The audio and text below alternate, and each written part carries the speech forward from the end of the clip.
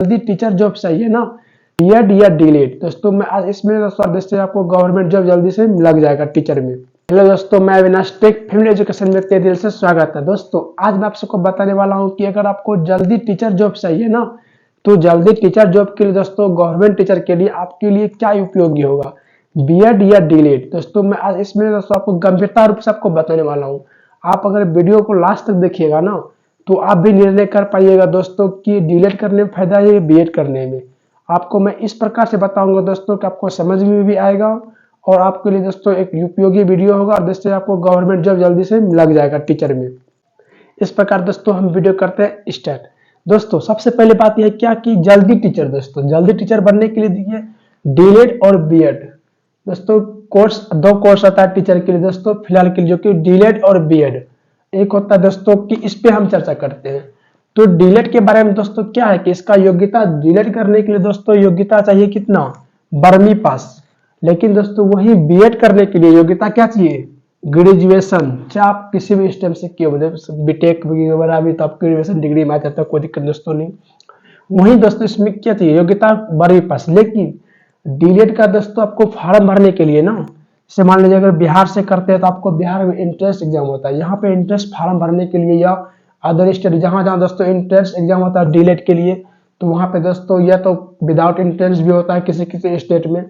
तो वहाँ पे दोस्तों आपको 12वीं के कक्षा के अनुसार दोस्तों कितना परसेंटेज है उस पर दोस्तों एडमिशन होता है। लेकिन बिहार का बात है दोस्तों, तो आप बिहार से है तो वहाँ पे आपको डीएलएड में दोस्तों डीएलएड का एडमिशन करने के लिए बिहार एंट्रेंस देना पड़ता है।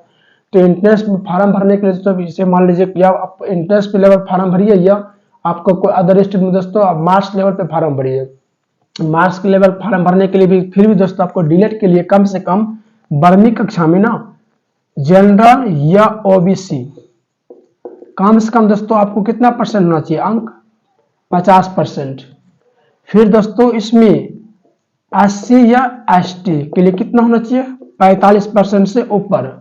वही दोस्तों ग्रेजुएशन में दोस्तों बीएड का फॉर्म भरने के लिए ना, या आपको एंट्रेंस एग्जाम देने के लिए या आपका मार्क्स के अनुसार दोस्तों एडमिशन कराने के लिए, इसमें भी दोस्तों कम से कम जनरल या ओबीसी के लिए दोस्तों इसमें क्या चाहिए, कम 50% से ऊपर होना चाहिए, 50% या 50% से ऊपर प्लस। उसके बाद दोस्तों इसमें क्या चाहिए, एससी या एसटी और एसटी के लिए दोस्तों कितना चाहिए, 45% से 45 से ऊपर दोस्तों। इसमें तभी दोस्तों आप बीएड कर सकते हैं, अन्यथा अगर उससे कम मार्क्स रहने के बाद आप दोस्तों बीएड नहीं कर सकते।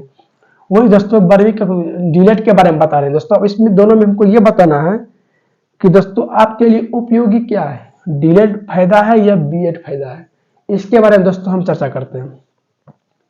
दोस्तों यहाँ पे हमको बात ये करना है कि दोस्तों इस दोनों में दोस्तों वैकेंसी किस में ज्यादा देगा। अगर हम बिहार की बात करें तो दोस्तों अभी बिहार में जैसे चल रहा है जिस प्रकार से, अगर डीएलएड करने के बाद दोस्तों हम पहली बात है कि इसमें दोस्तों हम इस दोनों में दोस्तों ये तुलना करना है, इस दोनों में दोस्तों अभी ये बात करना है कि टीचर दोनों के लिए दोस्तों कितना कितना कक्षा तक हम टीचर बन सकते हैं। पहले दोस्तों इसमें डीएलएड के बारे में बात करते हैं। डीएलएड अगर आप कर रहे हैं ना इंटर लेवल से, तो आपको 1 से लेके 5 तक का दोस्तों आप टीचर बन सकते हैं, प्राइमरी स्कूल का टीचर बन सकते हैं। वहीं अगर दोस्तों आप अगर डीएलएड करने के बाद या आप ग्रेजुएशन करके डीएलएड करते हैं या डीएलएड के बाद ग्रेजुएशन कर लेते हैं, तो आप कितना 6 से लेके 8 तक भी टीचर बन सकते हैं। इसमें दोस्तों डीएलएड करने की है वो ग्रेजुएशन पे अगर बीएड करते हैं ना आप दोस्तों, बीएड करने के बाद 1 से लेके 5 तक में आप एलिजिबल नहीं है दोस्तों, क्योंकि एनसीटी जो न्यू गाइडलाइंस दिया उसके अनुसार आप 1 से लेके 5 तक एलिजिबल नहीं है। लेकिन वही दोस्तों आप इसमें क्या कर सकते हैं, 6 से 8 तक का टीचर के लिए बन सकते हैं। उसके बाद दोस्तों आप अगर उसके बाद 9th 10th के लिए 9th और 10th तक का बन सकते हैं। उसके बाद अगर दोस्तों ग्रेजुएशन के बाद आप बीएड किए हैं, बीएड करने के बाद अगर आप पीजी कर लेते हैं ना, तो आप पीजी करने के लिए बाद उसके बाद दोस्तों आप कितना यहां तक का टीचर 11 और 12वीं क्लास तक का बन सकते हैं दोस्तों। इसमें ग्रेजुएशन और बीएड में सुविधा है। लेकिन दोस्तों आप टीचर में डीएलएड करने पर आप कितना तक का बन सकते हैं, 6 से लेके 1 से लेके 5 तक का बन सकते हैं। लेकिन दोस्तों टीचर तो हम इसमें बन सकते हैं हाईएस्ट लेवल तक का, इसके बाद लेके इसमें दोस्तों हम मीडियम लेवल तक तो बन सकते हैं, प्राइमरी से लेके मिडिल तक बन सकते हैं। लेकिन इसमें दोस्तों बात यहाँ ये है कि दोस्तों हमको जल्दी टीचर जॉब कैसे लेना है, हम दोस्तों इस पे चर्चा करते हैं। तो जल्दी टीचर जॉब लेने के लिए जैसे हम बिहार की बात करें दोस्तों, तो लगभग बिहार में प्राइमरी और मिडिल तो लगभग दोस्तों स्कूल कितना है, 27,000 के आसपास है।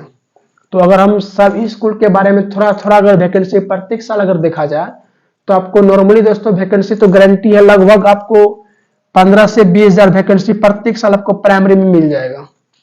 जो कि आने वाला दोस्तों बीपीएससी जो बिहार से दोस्तों अगर बिलोंग करता था, बीपीएससी दोस्तों कैलेंडर जो जारी कर दिया है। तो अभी दोस्तों की 2024 और 25 में वैकेंसी थोड़ा सा बेसी है कि सीट खाली होने के कारण से। लेकिन दोस्तों अगर लगातार हम बात करें तो 5 साल 2 साल 3 साल के बाद दोस्तों अगर कंटिन्यू हम बात करें इस प्रकार से, तो लगभग इसमें कितना स्कूल है, 27,000 प्लस स्कूल है दोस्तों, प्राइमरी और मिडिल मिला करके।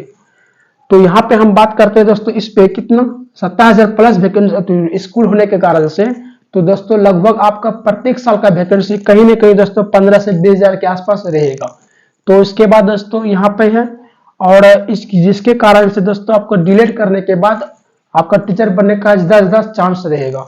वही दोस्तों इसमें क्या है, बीएड करने के बाद इसमें आपको क्या होगा कि इसमें दोस्तों बीएड कर लेते हैं तो इसमें थोड़ा सा टीचर की संख्या कम हो जाता है।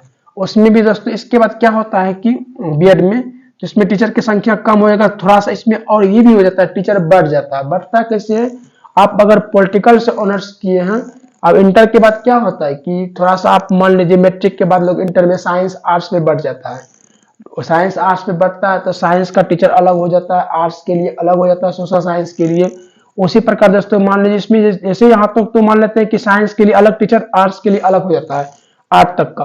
फिर 9th 10th में दोस्तों इसमें क्या होता है, सोशल साइंस में भी अलग।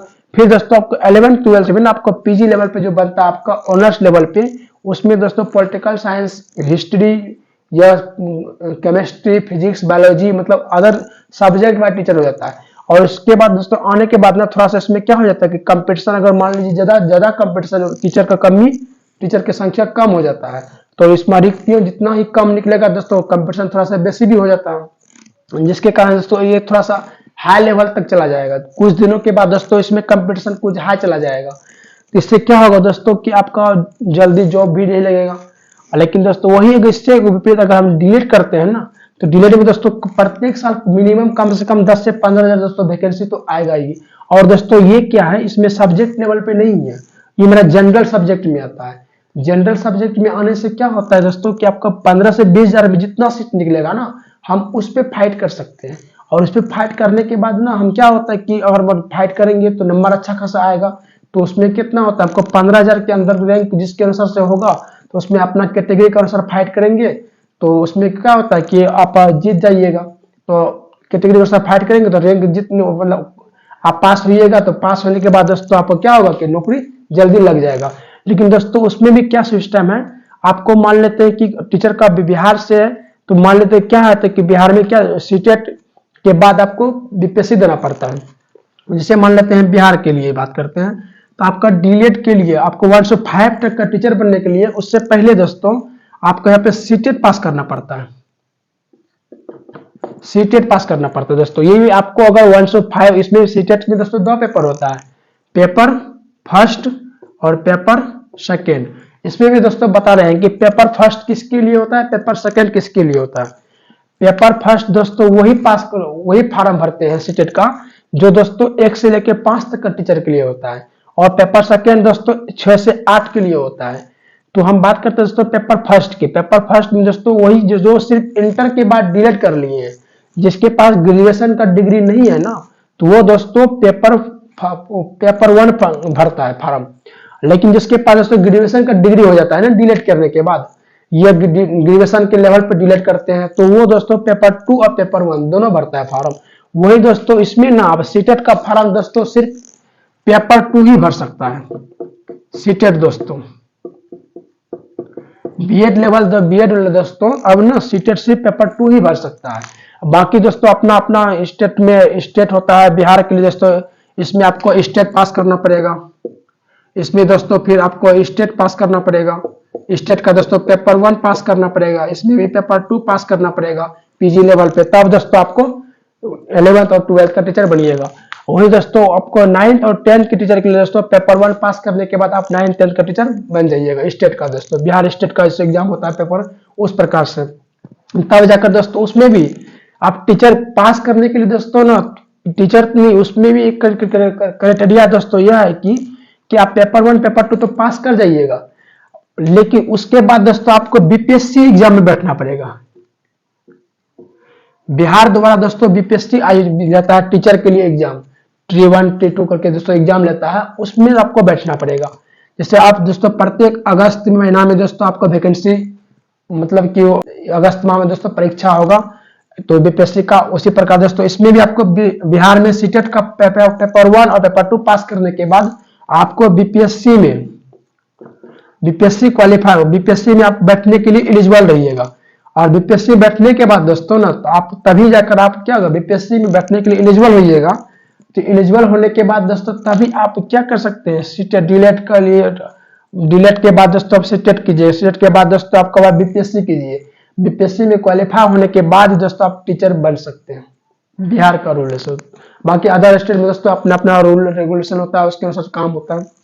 उसी प्रकार दोस्तों अगर इसमें भी काम करना है तो आपको पेपर 1 पेपर 2 पास करने के बाद आप बीपीएससी में एग्जाम दीजिए, तब जाकर आप क्वालिफाई कीजिए, तब आप टीचर बनिएगा। तो दोस्तों आप वैकेंसी के मुकाबले में दोस्तों मेरे अनुसार से अभी डीलेड ही बेस्ट है। और बीएड दोस्तों वैकेंसी के मुकाबले में तो उसके बाद कंपटीशन उसमें दोस्तों हाई लेवल चला जाएगा। तो हाई लेवल जाने के लिए जाने के बाद दोस्तों उसमें कटअप भी हाई जाएगा। कटअप हाई जाने के बाद दोस्तों उसमें थोड़ा सा परेशानी भी होगा, प्लस वैकेंसी भी दोस्तों उसमें कम निकलेगा। वैकेंसी दोस्तों डीएड में जहाँ ज्यादा निकलेगा तो वहीं सीटेट बीएड वाले में कम निकलेगा, तो आपको कम वैकेंसी में ज्यादा लोगों से फाइट करना पड़ेगा, उसमें थोड़ा सा भीड़ ज्यादा हो जाएगा। इसी कारण से दोस्तों आप समझ जाइए कि क्या करना चाहिए, आपके लिए क्या उचित है, आप सोच समझ के फैसला लीजिए। बाकी दोस्तों आपका फैसला आपके लाइफ पे डिपेंड करता है, क्योंकि दोस्तों आप एक फैसला दोस्तों गलत लेने के बाद आप टीचर खो सकते हैं, टीचर नहीं बन सकते हैं। इसीलिए आप टीचर बनने के लिए आप अपना फैसला के अनुसार, मतलब किस प्रकार कौन सा कोर्स करना है, आप दोस्तों हम तो समझा दिए आपको कैसे कैसे क्या करना है, तो आप अपने हिसाब से सोच लीजिए। अगर दोस्तों वीडियो अगर पसंद आए ना तो प्लीज़ वीडियो को लाइक कीजिएगा, अगर हो सके तो दिल से दोस्तों चैनल को सब्सक्राइब कर दीजिएगा, और होगा तो दोस्तों अपने दोस्तों को भी शेयर कीजिएगा। तो जय हिंद दोस्तों, मिलते हैं नेक्स्ट वीडियो में, धन्यवाद।